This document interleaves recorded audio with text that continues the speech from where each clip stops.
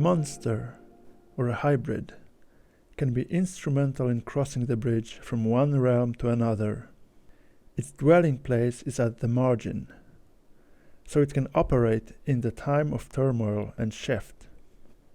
However, in the times of order and stability, a hybrid that enters the world must find itself out of place, under threat in both realms of light and darkness, as it doesn't belong to any.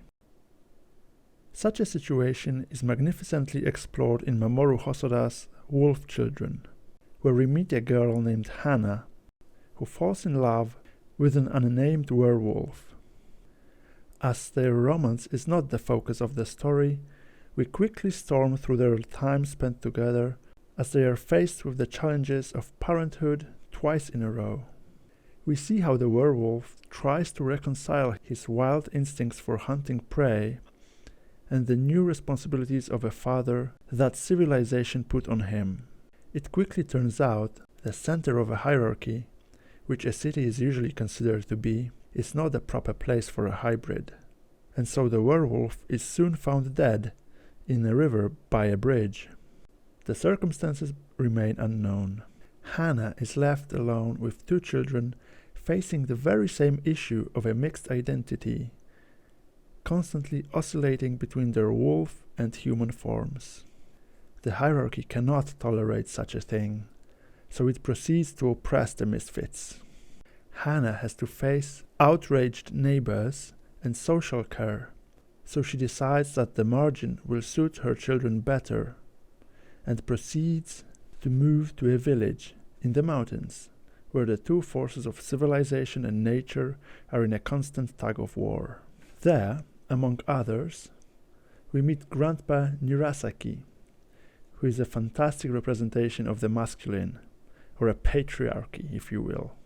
He torments Hana with criticism and mansplaining, with judging her harshly and ordering to replant every potato she had put in the ground.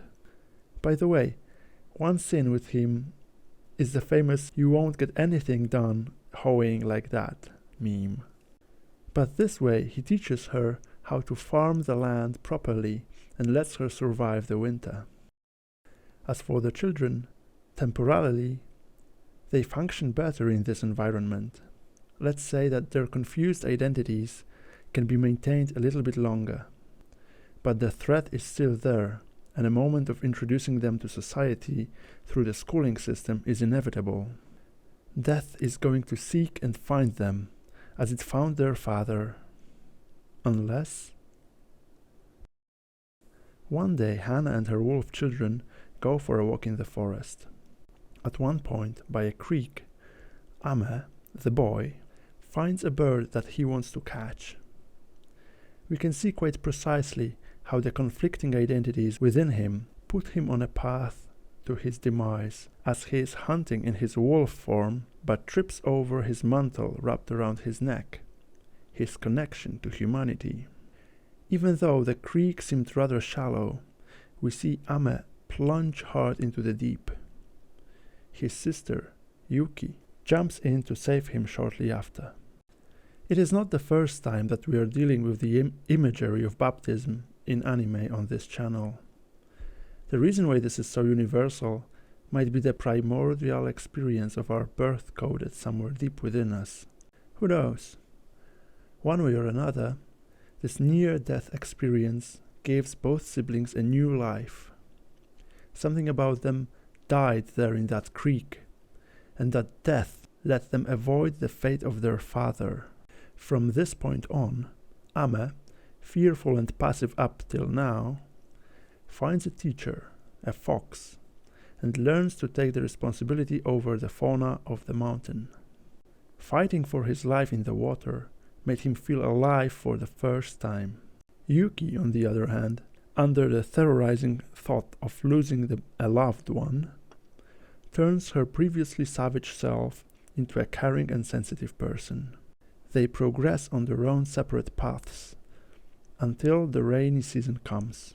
Although there is some anxiety and uncertainty caused by the heavy rain, its cleansing quality is much more pronounced than in, for example, weathering with you. As the torrential ceases, the world is renewed, restored, back in order. So the problem with hybrids is also resolved.